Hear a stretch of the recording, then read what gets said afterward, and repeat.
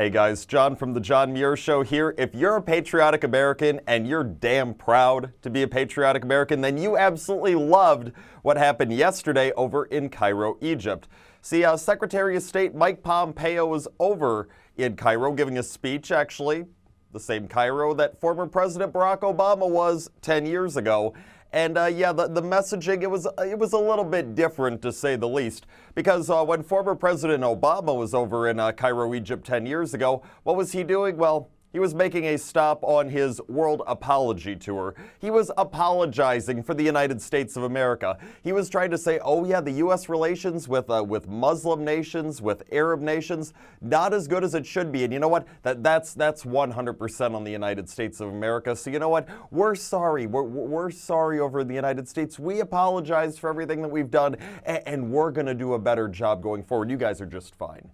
Yeah, so that's what Obama was doing, even though there was no legitimate reason to apologize for the United States of America. As I've said so many times on the John Muir Show, yeah, there was no apologizing for this country that was needed, and I am damn sure of it.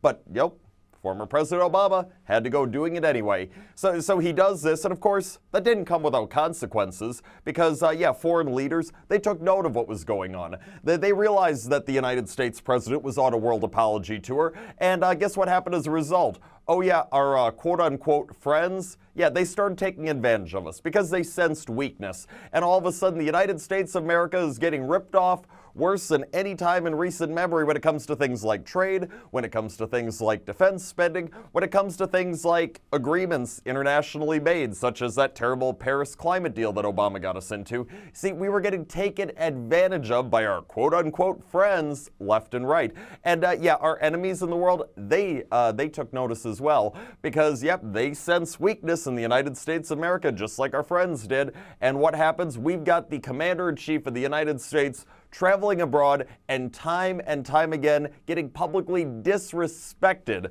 by the leaders of these countries. Whether it be our friends, whether it be our enemies, people could not have thought any less of the United States of America during the 8 years under President Barack Obama.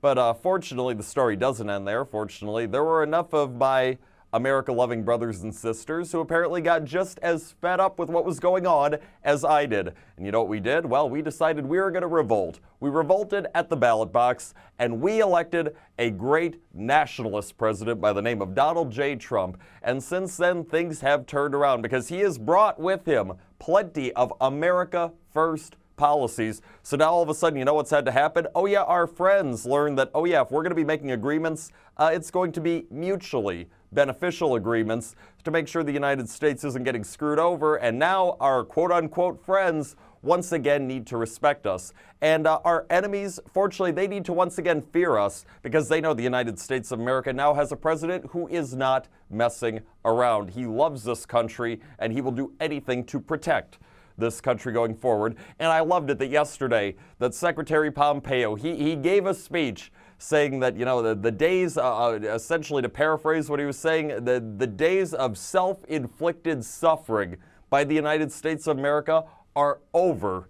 And quite frankly, I don't know if I've ever heard any wording that has made me more proud than what I heard yesterday, being reminded what it is the Trump administration has brought with it, and that is restoring patriotism and success and pride to the United States of America. That's all the time we have for today and for this week, but have a great weekend. We're back with the John Muir Show on Monday morning, 8:40 a.m. on WTAQ, 9 a.m. on WSAU and WHBL. Till then, I'm out.